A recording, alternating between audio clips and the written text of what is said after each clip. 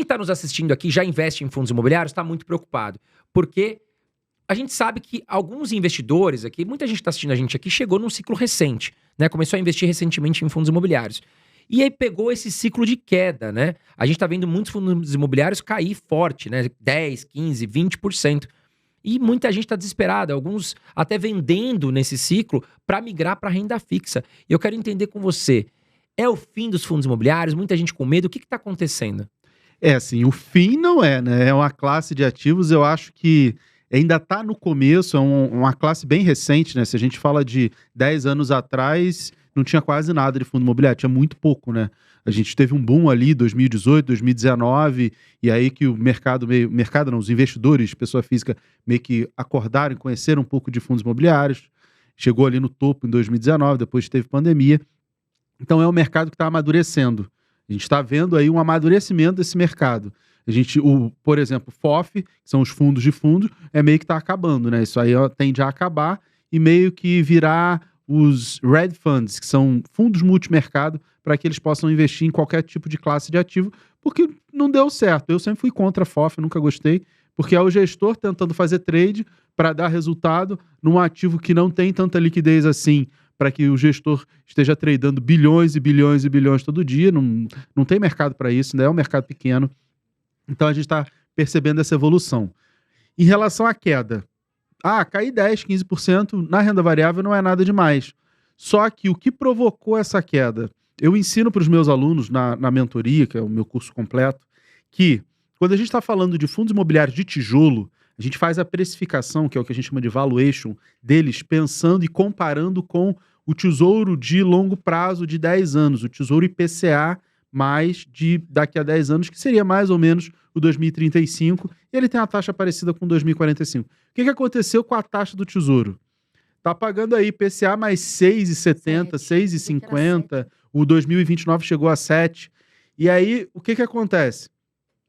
Você tem que, para valer a pena investir em fundo imobiliário de tijolo, você tem que pegar esse retorno que você vai ter no IPCA+, isso de tijolo, mais o prêmio de risco, porque você está correndo um risco de estar na renda variável, e aí dependendo do fundo, da classe, você tem uma ponderação de risco. Eu boto menos risco para shopping, para logístico, renda urbana, e aí outros eu coloco um pouco mais de risco, e aí a gente faz uma taxa de desconto, que é o prêmio por correr esse risco. Quanto maior a taxa do IPCA, do Tesouro, maior é o prêmio que eu vou colocar, ou seja, maior é o desconto que eu vou jogar sobre o fundo imobiliário de tijolo. E menor, então, vai ser o valor que eu aceito pagar. Sim. Quanto mais sobe o Tesouro, menor é o valor que eu aceito pagar no fundo imobiliário. Por isso, as cotas caíram. Porque você faz uma equiparação quando você fala de valuation. O investidor leigo, ele vai olhar o quê? O título do Tesouro tá pagando pra caramba, vou sair daqui e vou pra lá. Eu não concordo muito com essa visão. Por quê? Porque o título do Tesouro de longo prazo, ou qualquer renda fixa, ela tem o objetivo de você investe, resgata no final. O fundo imobiliário, ele tem o objetivo de te pagar uma renda todo mês, eternamente, porque ele não vai acabar, diferente da renda fixa que tem um objetivo. Não é nem o que é melhor um ou outro, é que são soluções diferentes para objetivos diferentes. As pessoas acabam confundindo isso. E um grande erro que as pessoas têm com o fundo imobiliário, que eu acho que é o maior de todos, é que você olha lá, a cotação caiu. Você, sei lá, joga no Google, e aí você tem como referência ou o preço que você pagou na cota, ou o preço que está no Google, e ambas estão erradas. Mira, mas como assim o preço que eu paguei na cota está errado? Você pagou aquele preço, só que aquilo ali só é importante para a receita, para a declaração de imposto de renda. E só. Por quê? Porque você foi recebendo dividendos ao longo dos meses. É como se você pegasse assim, botei um dinheiro no CDB. E aí tem o efeito juros sobre juros. Mas você joga tudo isso fora. Aí você deixa lá R$100 no CDB e depois de 10 anos você tem os mesmos R$100.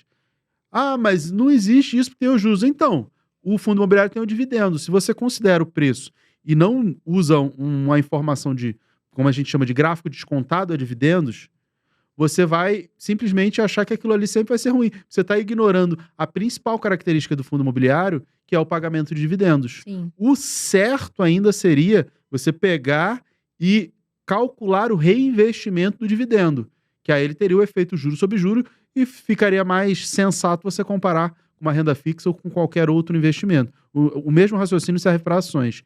O Clube FI, eu sou sócio, tenho um pedaço lá no Clube FI, mas nem é um jabá, é porque é o único lugar que tem uma ferramenta que é gratuita, só jogar lá no Google, que tem a calculadora de juros compostos com fundo imobiliário.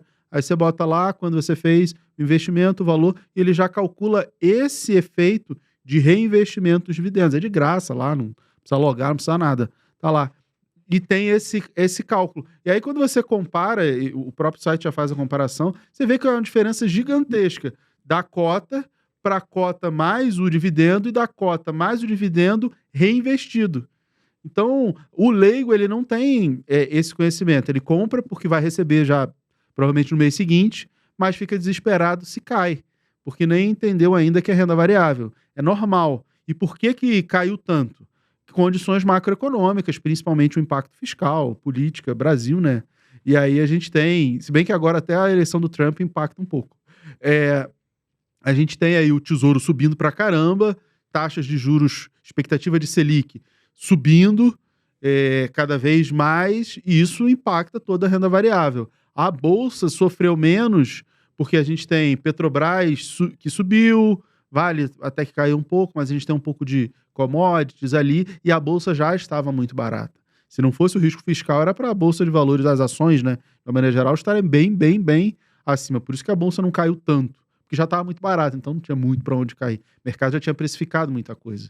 Professor, e agora nesse momento, o que você acha que está, por exemplo, não sei se você vai falar um setor, ou se você vai falar um setor e quais fundos imobiliários, porque tem muita coisa descontada, e o pessoal fala, qual setor? O que você acha? Acho que para o André, para você também. Quais fundos você acha que estão baratos, que valem a pena agora? Assim, meio que tudo tá barato. O problema é que as pessoas vão acabar confundindo e a gente tem uma assimetria de riscos. O que é isso? Tudo caiu. Então, mais ou menos, tudo tá barato. Só que aquilo que era ruim caiu, mas não na mesma proporção do que as coisas boas. Então, o risco-retorno não está valendo a pena para aquilo que não é bom.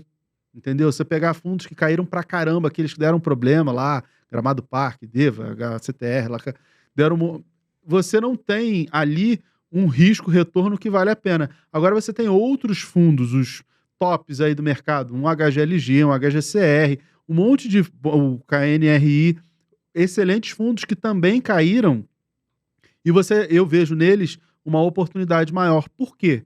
Porque esses fundos, normalmente, eles estão caros.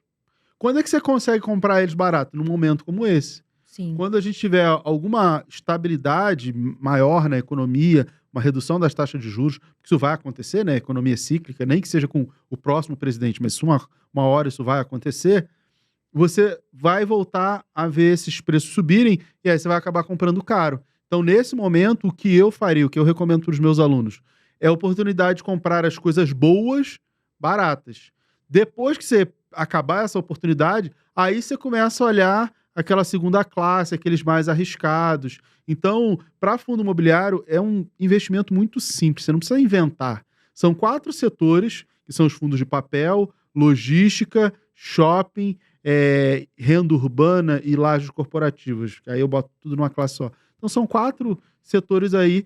E os maiores, os melhores, os Quineia da vida, agora é Pátria, né, que era Reding Grifo, principalmente essas 2 gestoras, você tem os maiores fundos e os mais interessantes. Shopping, você tem um XP Malls, que eu acho que é o que eu gosto mais, por conta da concentração maior em São Paulo, que é o melhor mercado.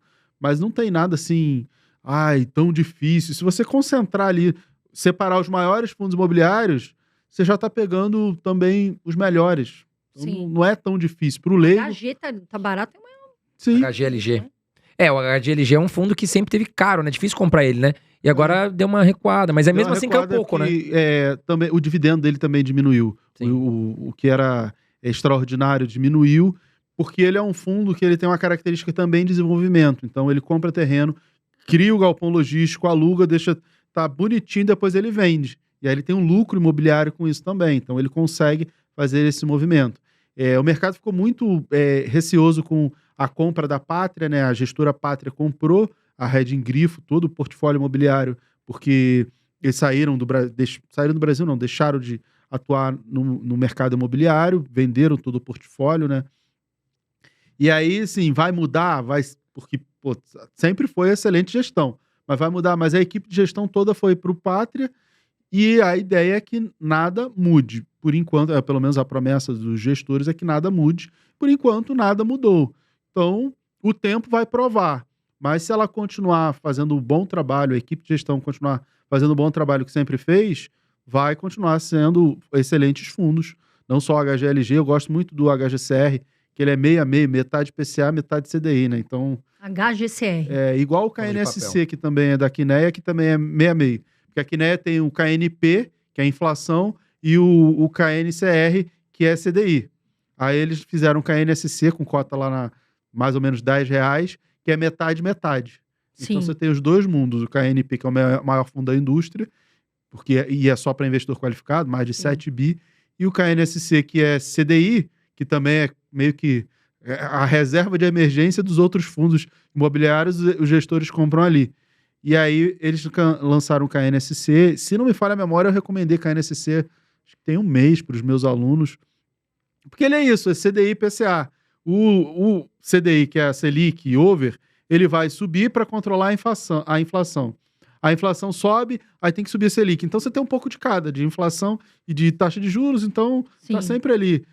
São fundos que você não vai perceber uma queda, nossa, caiu pra caramba, porque se a taxa de juros cai, você tem um incentivo, um estímulo à inflação. PCA. Se a inflação cai é porque a taxa de juros subiu, então vai ficar ali. O Equilibra. HGCR até caiu, ele tá num preço bem interessante. Se